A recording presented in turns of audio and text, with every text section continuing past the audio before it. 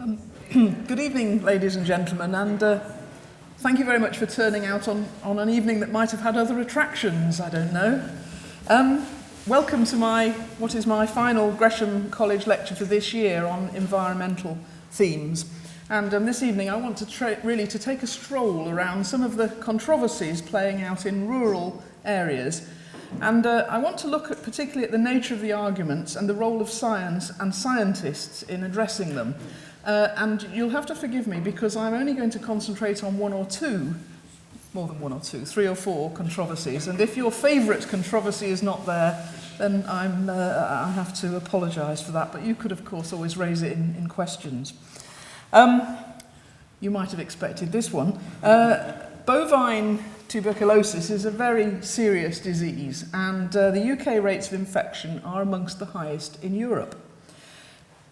Many of you will know this, but dairy cattle become thin, fevered, they cough, and they eventually die. And whilst they're ill, their milk yield falls, and the disease can also be passed on to humans, although that happens very infrequently today since the advent of pasteurisation. Badgers are widely believed to be one vector for the disease, and some are undoubtedly infected. The route was previously assumed to be direct from cow to cow, one cow coughing on another, as it were. That vector and the magnitude of that vector is still the subject of some debate. Now, as a direct result of centuries of persecution by baiters, badgers and their setts, and to some extent their foraging grounds, are protected by environmental legislation. Put simply, it's actually an offence to kill or injure a badger, or to damage or destroy or interfere with its sett. And it's also an offence to allow a dog to enter a sett. According to the Department of Environment, Food and Rural Affairs, DEFRA, a typical tuberculosis outbreak produces about £34,000 worth of damage, with £500 million incurred over the last decade. 26,000 cattle were slaughtered in 2013 alone. I don't have the latest figure actually. Following the policy of test and slaughter. If the cow proves to be a reactor, it's slaughtered. Places, however, having said that policy didn't control bovine TB everywhere. Places such as Devon and Gloucestershire didn't show the same reductions as elsewhere, and in addition, the mechanism for badgers passing disease onto cattle remains unclear. So, a programme of cattle movement controls, vaccination and badger culling by trapping and shooting has now been run for several years. TB, as we've said, is a very key issue in areas of England where animal husbandry is important. And you can see on the maps here, published in 2011 by DEFRA, the spread of the disease in recent years. And it's a pretty alarming picture, except that it's wrong. The diagram is wrong. And when it was questioned by academics, scientists, the diagram was subsequently withdrawn. The maps were supposed to represent the escalating number of cases of TB. However, the little asterisk at the top right, which you probably can't really see, implies that only confirmed cases of TB are shown, and that's cases which are where visible lesions have been found in cattle. In the confusing jargon, these are OTF withdrawn cases, or possibly not, because when we look at the bottom, the red text across the bottom, it purports again to be the total number of animals that reacted to the TB test, but not actually the OTF withdrawn cases, which the upper numbers, or the dots apparently refer to. The numbers would be very, very different. The numbers of dots on the map is also misleading, and it suggests, in fact, for the diagrams on the right, the more recent ones, that most of Wales and the West Country is subject to controls, which is actually incorrect. In Devon, for example, only about 9% of farms had confirmed TB, whereas the map implies that Devon was almost entirely covered. Now, TB, of course, is a problem, but it's perhaps not quite such a problem as suggested by this diagram, and we must wonder, inevitably, why the data was ever allowed to be published. The data came out in 2011. The badging culling programme started in earnest in 2013. Killing badgers is very controversial, and it was marked by public protest that may or may not have been lawful. Again, opinion is divided. There was allegedly sabotage, intimidation by proponents of all sides of the arguments, and so on. Now, badgers are very attractive, and they are very shy.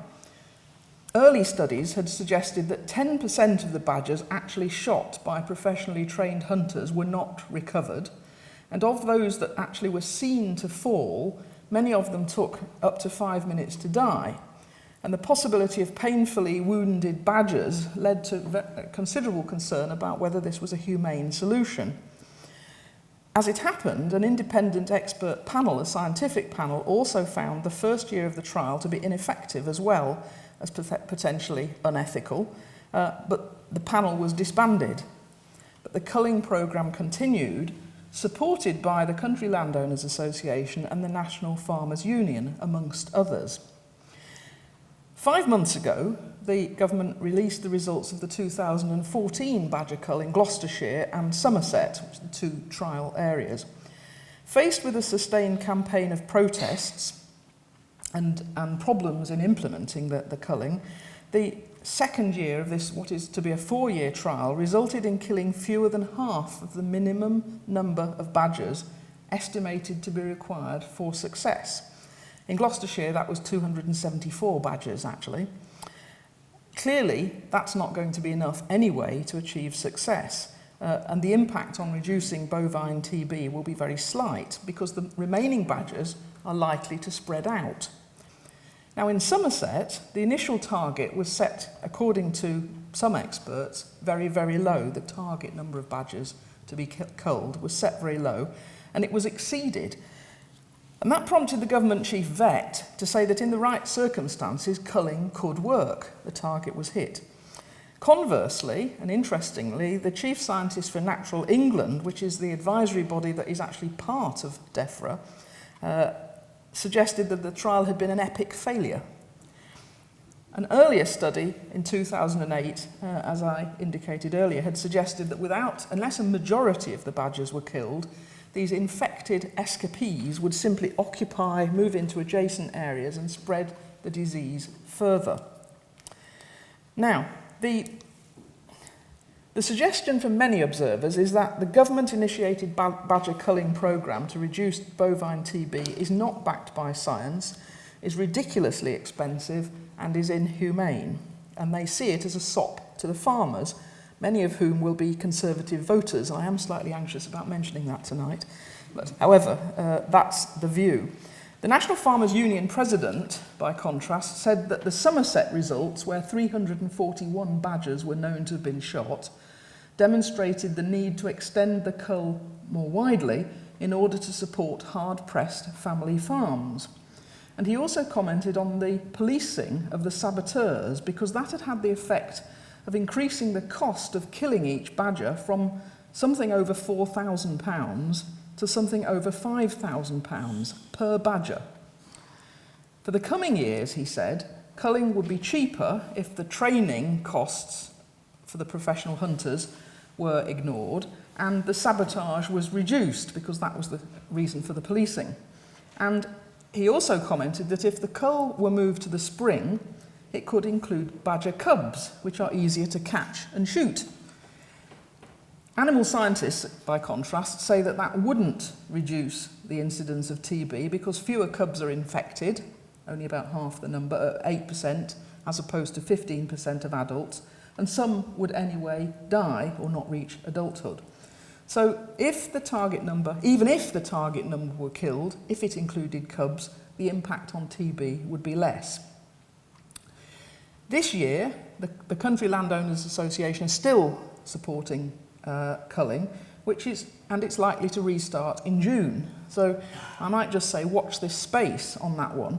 But you might want to watch the way in which the Badger Trust have represented the range of protesters in an extract from their video.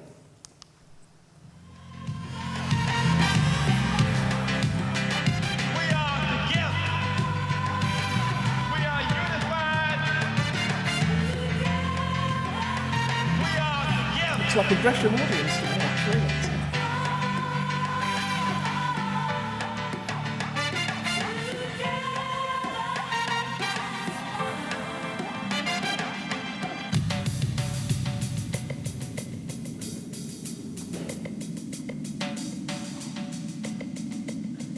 Open your eyes. Britain's badgers need your help. The government appears to be sweeping science aside and has the badgers in its sights. Soon, thousands and thousands of them will be killed in our countryside, needlessly. Stand up for badgers. Please sign the petition and write to your MP to help stop the cull. Thank you. Okay, now what do we learn from that, not just the video, but the story? The issue is actually being driven by demand for high levels of agricultural productivity and the need to produce large amounts of high-quality meat and dairy products cheaply. Who ultimately forces that is an open question. It might be put down to supermarkets, for example, or to us corporately as a society. And then if we look at the proponents in the debate, on the one hand, we've got most of the animal farming community, mostly rural dwellers who, contrary to popular opinion, are not particularly wealthy. And for many of them, the welfare of their cows is very dear to their hearts. And in any case, we know that healthy herds are necessary for the economic survival of whole districts.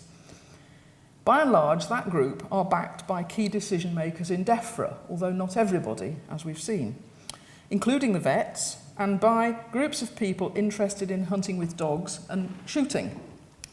On the other hand, we've got a loose coalition of biologists, animal rights activists, scientists from Natural England, and many city dwellers.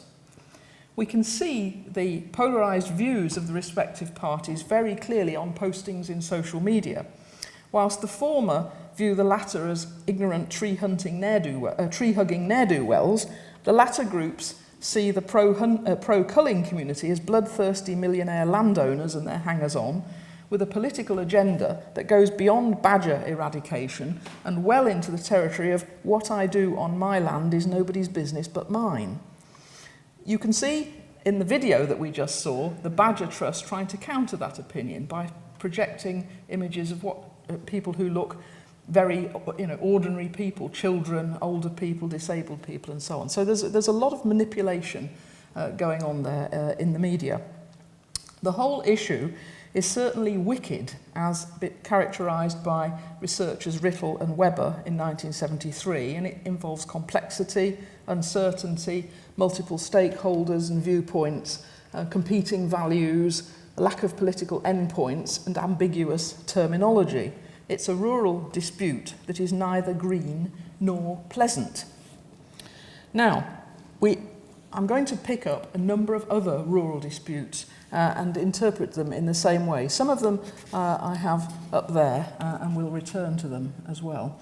But we can also see from the things on the screen there that general legislation, agri-environmental schemes and the multiplicity of voluntary stewardship schemes we have in the UK are not sufficient to deal with the problems that are appearing. EU-driven land use legislation, for example, relating to habitat preservation is largely irrelevant in the case of the badgers.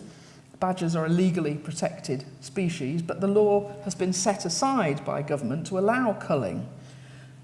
In my view, in this case, people are making political cases based largely on their world views and not on the basis of the science, and hence the problem continues without much prospect of a solution. Now, it is obvious that the limitations of scientific evidence in policy making need recognising. Science is usually necessary but not sufficient for sound decision making, and it doesn't provide all the answers to rural or any other environmental challenges because many environmental systems are very uncertain or very complex. And in dealing with complex or wicked problems, we have to take into account absolute and relative values. Not everything can have a number attached to it. We have to make judgments about their weighting, and public debate has to be taken into account as well. In practice, we see science playing only a small role in many of the debates, which are being driven by people and organisations with different fundamental priorities. It might be argued that scientists could just present facts, if indeed these facts ever exist in isolation, and then they should allow policymakers to take decisions based on the facts, rather than the scientists arguing any particular course of action. Another expert from Natural England suggests that scientists must respect politicians' rights to operate within territory or boundaries created by the scientific evidence, but the good policy is only evidence-informed rather than evidence-based. The science is one part of the argument.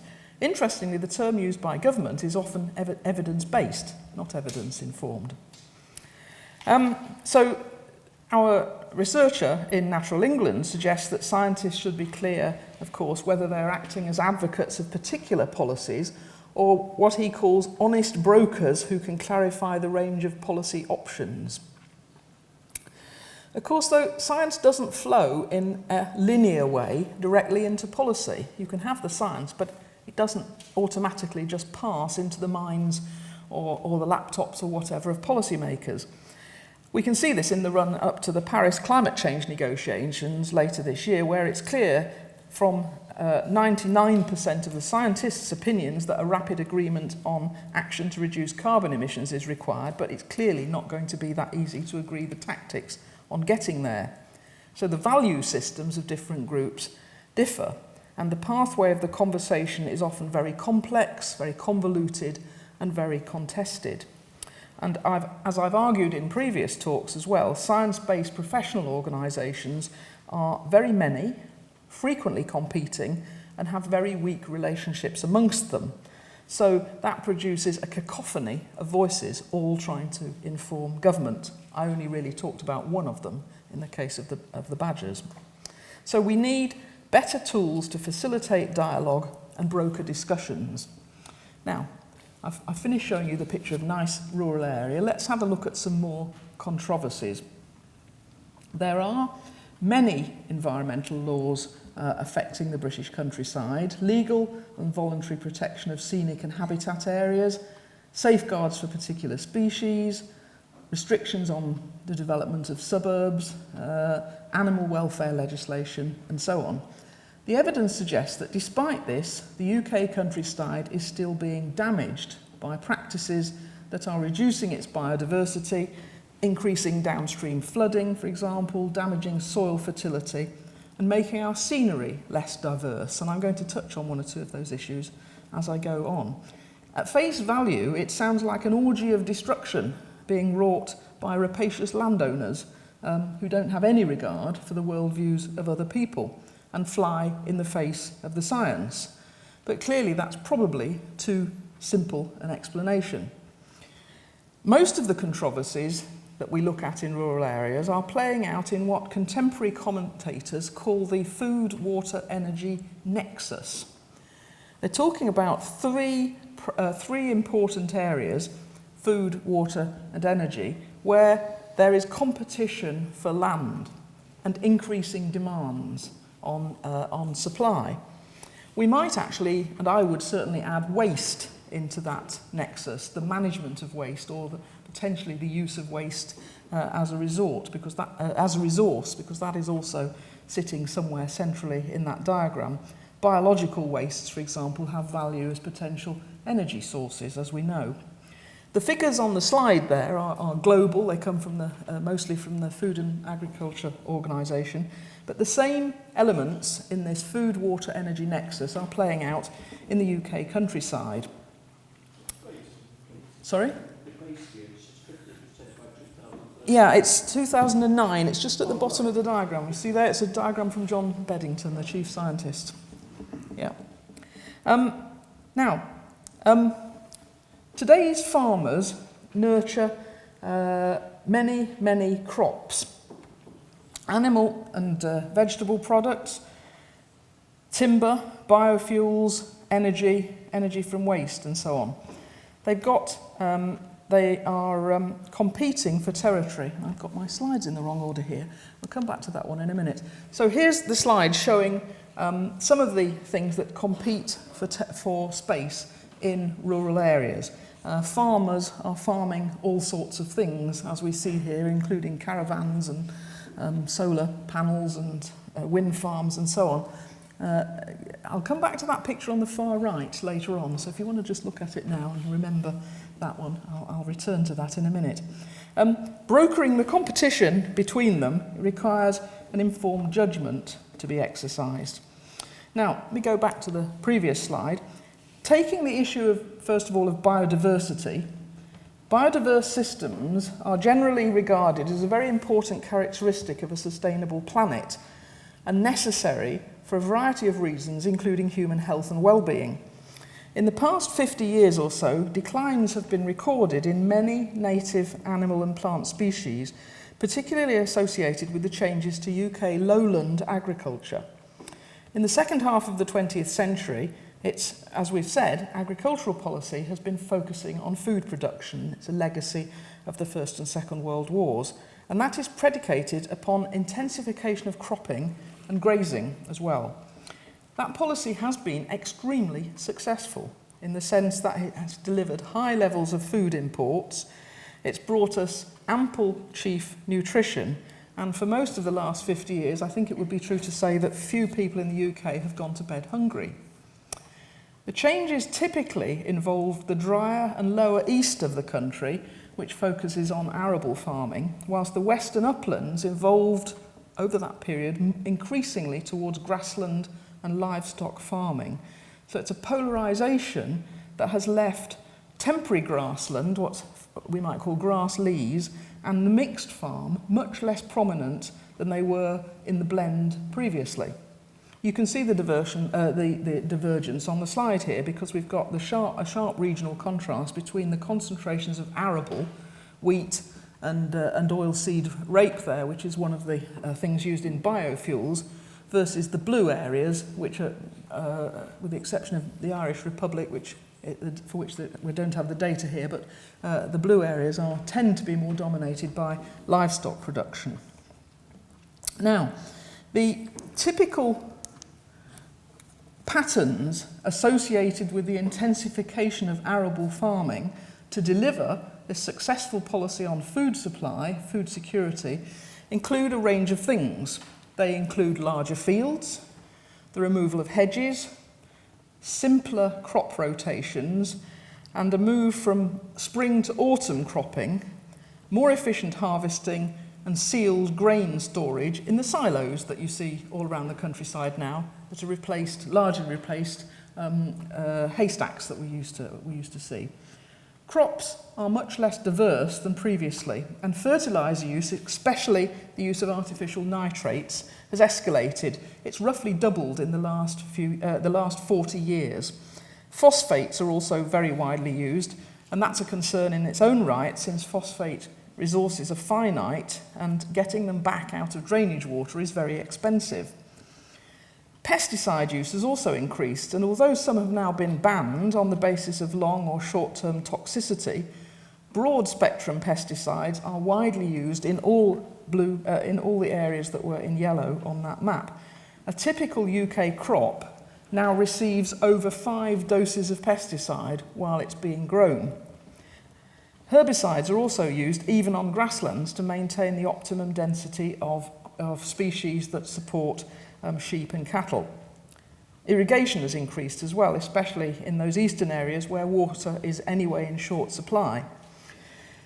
In the grasslands, artificially drained areas, or land drainage of wetlands, increased dramatically in the period from 1940 till 1987, when the grants for doing that stopped. 40% of that involved converting what was previously known as rough grazing to arable land, and it was done through putting in deep pipes and ditching along field boundaries. That's the process known, perhaps you might say euphemistically, as improvement. It was associated with a switch away from hay to silage, changes away from things like crops like barley towards maize, increased numbers of animals per unit area, and the increased use of things called avermectins. Those are worming products which are given to sheep and cattle to keep them free of parasites, but which carry through into the dung and then on into the ground. So they're designed to kill worms, and they end up on the soil. And we don't really have a good idea about the consequences of that. Now, if we, as I have done on here, isolate a single shift in agricultural policy, and it's a very complex system here, if we take, in this case, lowland field sizes, there have been significant changes in a number of parameters that are usually ascribed to the loss of hedgerows. So the uncultivated headland areas disappear, the areas around the fields. As the hedgerows vanish, biodiversity drops, and the assumption is that many insects, mammals and birds lose habitat for nesting and resting, and they lose food supplies such as berries and nuts. Butterflies, for example, appear to be badly affected. But the news isn't all bad. Some flying insects prefer open countryside, including some important pollinators. So the issue is complex scientifically, and that gives a space for the arguments to be exploited by different interest groups. If we took another shift, land drainage that I mentioned earlier, if we consider the artificial drainage of wetlands, such as marshlands and moorlands and floodplains, the seasonal wetlands that used to be managed as water meadows, for example, were drained. Many of them were drained in the later part of the 20th century. We lose habitats that those wetlands afforded for certain bird species and certain invertebrates. And as the humus-rich soils dried out, carbon was released into the atmosphere. Overall, however, reed beds and the habitat for otters and water voles might actually have increased. And the policy, as I mentioned earlier, was advantageous for food production. And despite the strong opposition of farmers, it was only reversed in the 1990s on ecological grounds. Now, at first sight, intensification in its various guises might appear to be universally damaging, except insofar as food production is concerned. Certainly some native species have declined dramatically.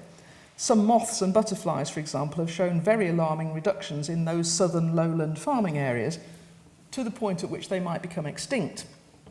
One of the UK research councils funded research by the independent company Rothamsted Research, and they identified huge falls in moth species, the ones shown on here. The names are wonderful.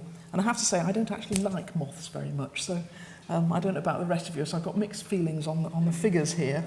But we've got some big falls in some of those rather unpleasant-looking creatures there. Some things have gone altogether. The middle one I'm not at all sorry about, actually, but the wonderfully named the bordered gothic there has disappeared entirely.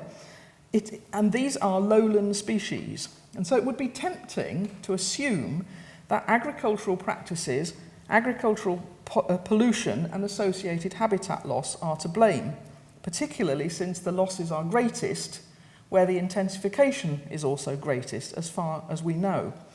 Now, I want to just go into a little bit of science here. Actually, what we're doing there is we're using something called an ergodic hypothesis. It's something to drop into your pub conversation, you know, an ergodic hypothesis. We have replaced an analysis over time with an analysis over space.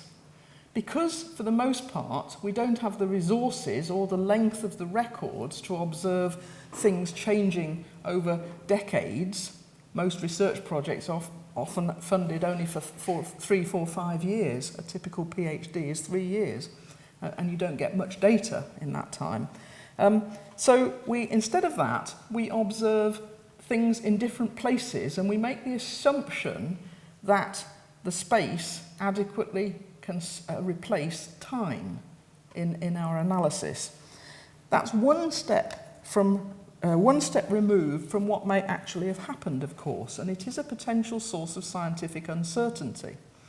Now, in the case of some of these things, there is some longer-term data. It's not very long-term data, even this one. This is data for a butterfly called the wall brown butterfly, and you can see there's quite a lot of variability year on year, but it does appear to be in decline everywhere other than Catalonia. And the UK figure there is the purple one. Oh, we seem to have lost the key to it, but the UK figure is the purple one there. Now, that's a very rare record. We don't often get records like that. So we might assume from that the scientific biodiversity picture is not particularly complex and not particularly contested, and is better accepted than might otherwise have been the case. However, if we go back to the moths, some species are actually increasing in quite startling figures. Of course, you get very startling figures when you start with very small numbers in the first place. So some of these ones, some of these moths, the least carpet and Blair's shoulder knot, don't infer any political affiliations there, have gone up really dramatically, over 7,000%, and in the case of the least carpet moth, 74,000%. I don't know what they were, but I'm imagining there were about 2, and now there are some thousands. However, those are mostly recent immigrants. So although you might say the science says we don't know, it's contested, some of them are going up still, the science is still contested. These are recent immigrants to the UK, most of them, and actually most of those, they seem to like to live mainly on things like Leyland cypress in urban settings, you know, the big Leylandii in your garden. So it's a bit depressing even with that data. As I say, like me, probably many people, even people here, are not very fond of moths. So I don't detect any likely policy response to this kind of scientific evidence, at least in the near future. If we go to birds, though, it's a different picture. If we look at birds, anybody? Oh, I've put it up what it is. It's a Eurasian curlew. Many devotees. The Royal Society for the Protection of Birds is a national voluntary organisation with a huge level of public support and significant research capacity. Does anybody know like to speculate on the membership number? It's over 1 million. They have over 1 million members. 200,000 youth members, so it's not an organisation for elderly people.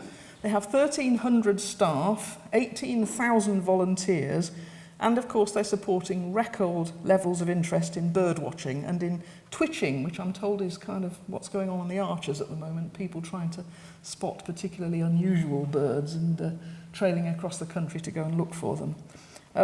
You might think from that all is well, or should be well, with bird communities, but it's apparently not the case. Some UK bird populations and some specific species are apparently in a precipitous decline, despite the EU Birds Directive, a piece of legislation, and one of the very few pieces of legislation that actually preserves habitats. I mentioned curlews. The RSPB the RSPB say that the UK might hold between 17 and 25% of the global breeding population for this bird. A quarter of all the breeding population then. Between 1995 and 2011, the breeding survey showed a decline of 45% in breeding abundance. And there is, I think I've got the quote here, within the overall decline, there is some variability between regions in how populations are faring. So, as it says on here, detailed local studies have implicated nest predation and low breeding productivity as causes of decline. However, the changes in the vegetation structure through changing grazing pressure in the uplands may also have an effect on habitat suitability. Now, you'll notice the hesitation in the words that I've got there in red. It's a caution about causality. What is causing this change? What's actually causing the decline? Understanding the causes and the possible mechanisms of those declines in upland curlew population is important if we want to develop an effective conservation strategy for this species. And it's obviously important that we know more. So how were those scientific conclusions arrived at? Well, it's that ergodic hypothesis again, that space-time substitution. And the RSPB tells the curlew story in this particular way. They say curlews are on average more successful in nesting and surviving on sites where gamekeepers kill predators such as foxes. So you get more curlews when gamekeepers are around in large numbers and kill commensurately large numbers of foxes. Where there are populations on sites with conifers around them, around the grazing areas where the curlews actually breed, they breed on moorland, but where you've got conifers around them, their nesting success is lower, and foxes are also more common in those settings.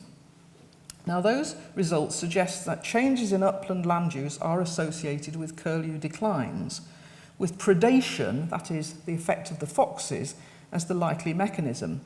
But they also suggest that the role of gamekeepers is beneficial in managing land for the benefit of curlews. Now, of course, that's not the main purpose of gamekeepers. The main purpose of gamekeepers is to support and maintain the land so that it's suitable for shooting and fishing. Gamekeeping, of course, is not a profession which animal protection supporters are comfortable with. And it could be that they would prefer not to see that evidence that gamekeepers are one of the things that are responsible for promoting curlews. And of course, if we want to add to the complexity, scientific findings about the apparent benefits of gamekeepers may also ignore impacts of other shifts, such as, say, climate change or increased use of pesticides or whatever. Now, that's the curlew story. There are other birds in decline, house sparrows, for example, who like to live near people.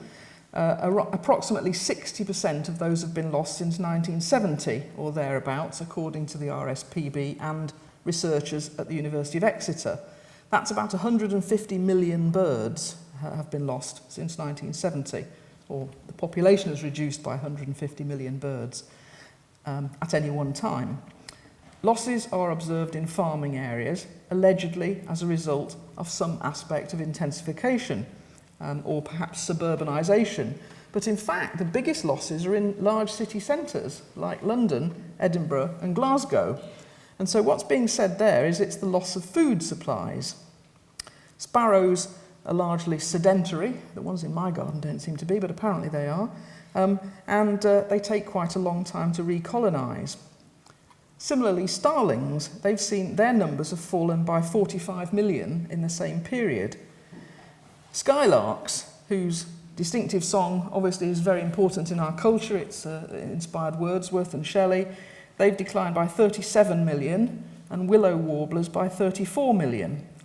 But blackcaps, robins, blue tits, blackbirds and shiftchaffs have all increased in their numbers.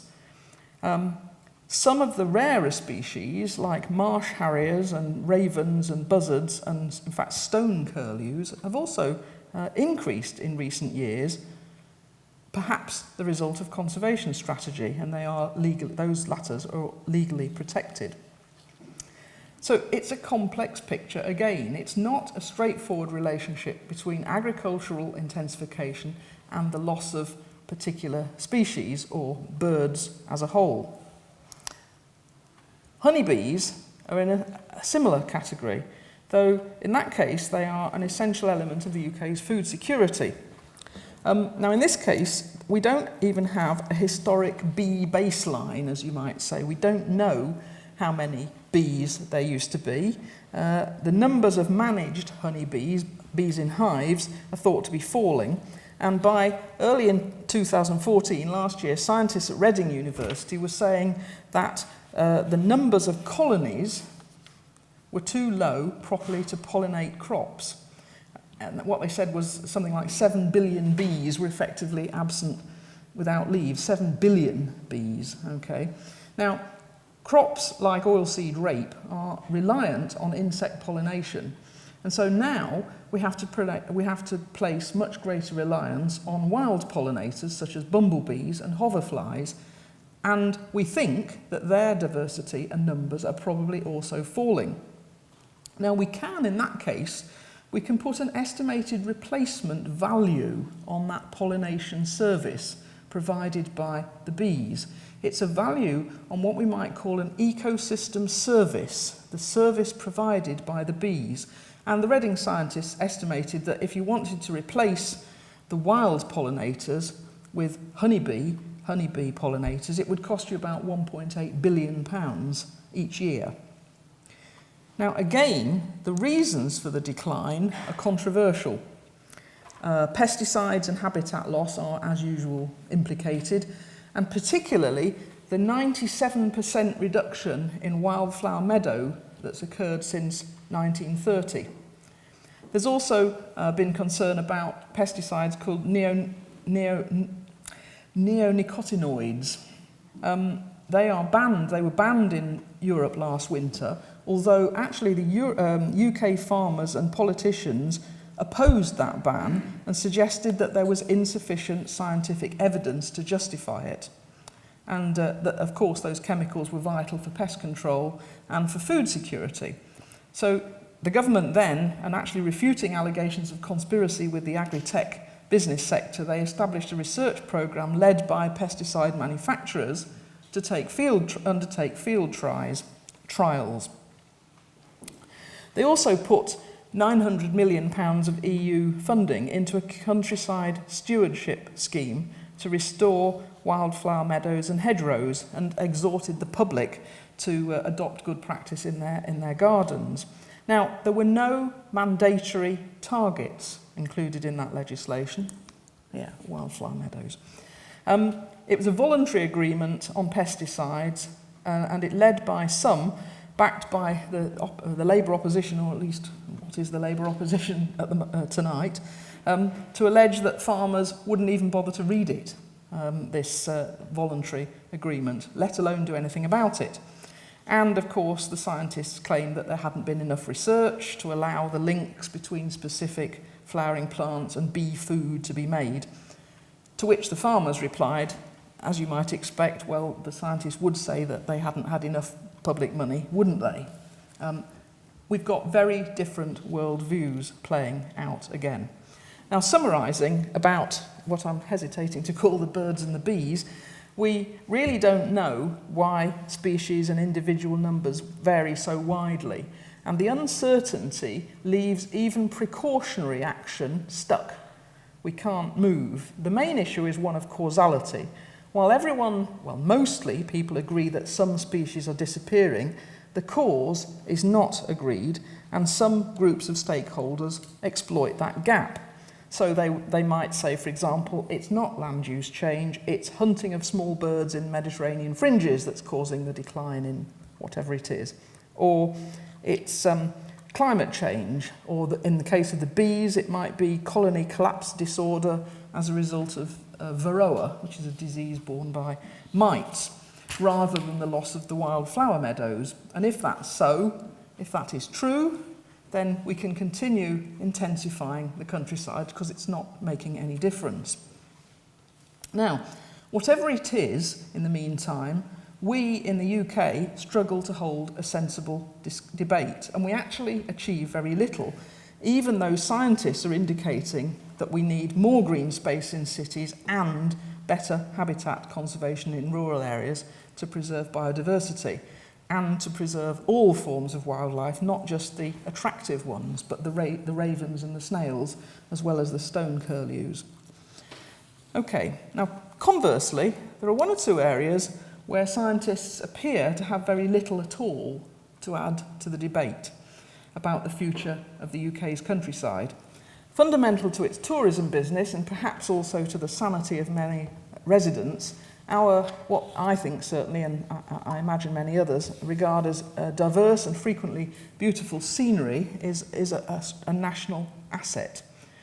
Rural scenery, of course, is not natural. It's an unnatural, manufactured thing. It's emerged from thousands of years of human activity since the Ice Age, at the end of the Ice Age, and the glaciers retreated, during which we've cleared the forests, we've established villages, we've grazed and so on, opened up transport. However, we generally find that outcome attractive, particularly when it's suitably tidy and almost manicured. We like that. What scientists deplore is the fragmentation of valuable habitats. Small, sharply bounded areas of protected land, such as ancient woodland, lack the scale and the continuity to be visually attractive, and also they're too limited and disconnected to allow animals to migrate or plants to colonise in the advent, for example, as seems likely now, of substantial climate change. Now, those limited areas are one of the outcomes of the current legislation and the voluntary agreements on countryside protection. That's what we've told our farmers to do through our legislation. Superimposed onto that, we've got a debate about farming for those other things, not only the food, but also the wind turbines and the solar farms. Now, I think scientists don't have a lot to add to this debate. Actually, in my view, those kind of farms, this kind of picture, is much less environmentally damaging than creeping loss of woodland and hedgerows, especially if managed sensitively, and they do reduce carbon emissions. But at local level, they're often seen as unattractive and detrimental to tourism. So resolution of that issue is largely a matter beyond the scientists, scenery being, after all, largely in the mind of the beholder.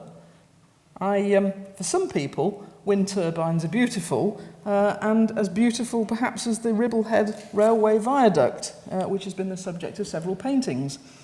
And I've noticed, and I mentioned to you earlier, that the people in one of the earlier pictures, these people, I'm being told now that you can buy, in Japan, you can buy a tourism package which involves visiting oilseed rape fields in Cambridgeshire and the Cotswolds, and there they are. So, you know, what people find beautiful is probably not the subject for a scientific analysis. Now, I want to finish my examples of rural controversies by considering an issue which does have a bit of greater scientific content.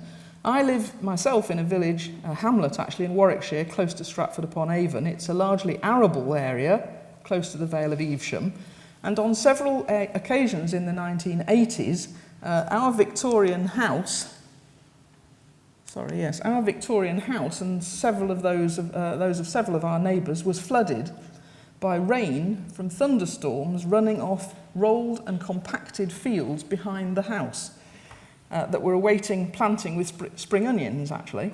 We know, we've lived there a long time, we know that over the years, pasture has been ploughed up and converted to arable, hedges have been removed, ditches abandoned, orchards felled, leaving a sandy, rather featureless, sloping wasteland. Now, frequently after rainfall, the fine-grained silt washes from the fields down the lane into roadside drains, blocking them, leaving behind a stony, sandy residue. And that degraded deposit is then spread with NPK fertiliser, it's harrowed and replanted. Very little crop rotation and huge loss of headlands, in which there used to be a lot of hares, actually, which we saw, but we failed to record 30 years ago. To my mind, the single greatest challenge, environmental challenge in rural areas, it dwarfing all others but largely unrecognised, is one where we actually have very limited UK scientific research or teaching. As far as I'm aware, we only have one course now in the UK on soil management. In Scotland it is actually. Soil loss and damage is very, very important, as this Sanskrit quote implies. I would say, it says, upon this handful of soil our survival depends. Now, while it's literally and metaphorically beneath our feet and forgotten, whole civilizations have toppled as a result of soil damage. 95% of our food comes from soil, but we treat it, as the aphorism has it, like dirt. Internationally, it's estimated we need about 6 million hectares of new farmland every year to keep up with the increasing demand for food. In practice, we're losing twice that through soil degradation. Now, I'm not going to talk about tropical forests today, but I'm going to stick to the UK. Some UK soil problems are immediately visible. This kind of thing. Manifest on the surface, bare soil eroded away, producing gullies. Ruts in fields. What are called poached surfaces resulting from overstocking with livestock, and soil compaction from heavy machinery put onto large areas when the soil is too wet, and degraded riverbanks, resulting from reduced infiltration and a lot of runoff over the surface of the ground. So the implications of that for downstream flooding are, of course, obvious, as they were in my living room in the mid-1980s. Some losses we can't see, but they have been monitored.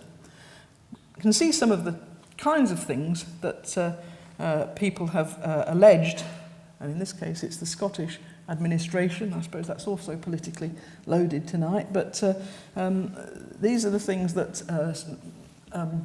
the Scottish government published in 2014 about about soil degradation, all sorts of things. Loss of sediment from coniferous afforestation, where the soil was ploughed before the planting. The lost soil clogs river gravels and kills the fish, in fact, in that case. But it also damages soil in a way, this soil loss, that is not reversible without thousands of years of weathering. The changes in soil chemistry, such as loss of organic content and some of those other things that are on there, actual pollution as well, also generally unseen. And there are very few sites where soil characteristics have actually been monitored over time, and therefore very little evidence that it's actually occurred, if indeed it has, and if indeed it is significant. So we don't know, for example, whether the loss of organic matter and soil carbon to the atmosphere matters. We don't, in fact, really know whether it's occurred at all, and if it has, where it's occurred. We would have to, for the purposes of understanding the research, go back to that ergodic hypothesis again, the space-time substitution. Late in 2014, Sheffield University scientists looked at the difference between allotments and arable soils nearby, and they asserted that in what they described as over-farming or intensive farming, there was a depletion in the soil, and they got it by the comparison in space, not the comparison over time. So in allotments, there was 32% more organic carbon, 35% better carbon to nitrogen ratio, 25% more nitrogen, and less compaction, for example, in the allotment soils. Okay, so that is evidence of a sort, and as a result of that, the EU identified, not as a result of this, but similar evidence, the EU identified an emerging problem with this. They said this loss of natural capital must be remedied, and they attempted to introduce a European Soil Framework Directive to protect the soil. It was thrown out last year following complaints by the UK and a coalition of France, Germany, the Netherlands and Austria, so I suppose we do share something with our European neighbours. UK farmers lobbied that there was no need for additional legislation. It was unnecessary red tape. And the National Union of Farmers said that soils were already protected by laws and other measures, including the Common Agricultural Policy, Agri-Environment Scheme Agreements and the Water Framework Directive. So farmers they said farmers have an interest in maintaining the condition of the land, and that redundant soil protection framework would cost more than the benefits. They wanted deregulation. Actually, I was rather amused by George Monbiot in The Guardian. He said the UK has been deregulated to death, which is quite a nice phrase. But they said one thing which I did agree with in the NFU, new legislative measures should only be introduced after the effectiveness of existing policies have been understood and evaluated. However, we do seem nevertheless to have a problem. Now, even that, and I'm going to skip very quickly over this, even that is contested. There have been studies of sedimentation, where the sediment goes to when it comes off the fields. This is an example of a piece of French research. It's on a lake in France, and what people look at is the sandwich, it's like a club sandwich in the bed of the reservoir where the sediment ends up. And because we can date that sandwich in terms of radioactive carbon and so on, carbon-14, we can establish the rates of soil loss because it's trapped in the lake. This is an 11th century pond, drains 24 square kilometres, and cutting things summarising very briefly, the analysis, and this is an odd diagram, it reads from right to left, unlike most graphs. It shows that rates of sediment before 1950, on the far side there, were almost zero. From the 11th century to 1950, you see there's 40 tonnes per year, right at the bottom there. And then suddenly, around about 1950 or somewhere in that period, rates go through the roof, and then they gradually fall again with a bit of a pulse in 1992, and then a fall, perhaps, as land is consolidated. Now, the sediment loss from the fields today is still 60 times what it was before the agricultural activity became significant. But there are clearly very big error margins. And again, some people said it's climate change. There's another one here, I won't go into details, very similar thing relating to sedimentation in the UK. Now, again, in this case, it reads from right to left, and it's a much longer term analysis. If we take stuff of this sort, I think the science in this case is now pretty compelling. But modern agricultural practices are damaging soils. Whether that will be reflected in policy is an interesting question, but I won't be holding my breath on that. I want to conclude by just reflecting on how we do progress in addressing those challenges. None of the legislation that we have, none of the voluntary agreements or the free market seem to have resulted in beneficial adjustments to agricultural practices, in my view. There are suggestions about what we could do. Precision farming is one, that's going on now. It's very expensive. I think it's pretty marginal in its impact. Genetically modified organisms is another one, a bit disappointing so far, actually. Organic production is, in my view, almost a non-starter. The yields are too low. You get, in rural areas, you get things like this, vertical food production in London, for example, and hydroponics is another, growing things without soil, and different cultivations, such as zero tillage. You still need large machinery, though. Now, all of those could yield some benefit, and as the scientists usually say, we need more research because that keeps us in work. But before we can even have the debate, and this is the point I want to end with, before we can even have the debate, we need a mechanism for valuing the services that these assets, our natural capital, provide. That would enable us to see what costs might be acceptable in order to keep the services and to actually talk about it in very heated arguments. Now, there is a mechanism. It involves costing things using something called ecosystem services valuation. It's uncomfortable territory for a lot of people. Whilst you might feel comfortable in saying, well, the loss of the bees is going to cost us so much, it would require you to put a cost on things like birdsong, which is much more difficult, or a wounded badger's misery, let's say, or the scenic value of a stand of trees. And that becomes very much more difficult, and people are uncomfortable at quantifying it.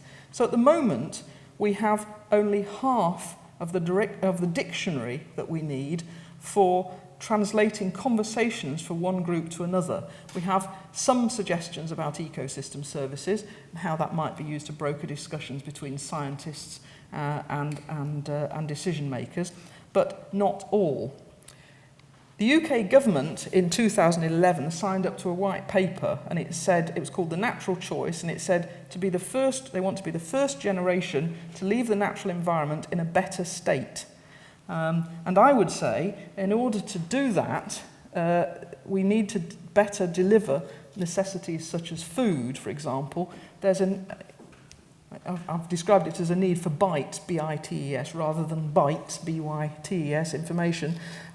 We need new technologies, we need new attitudes alongside the means of negotiating. Thank you.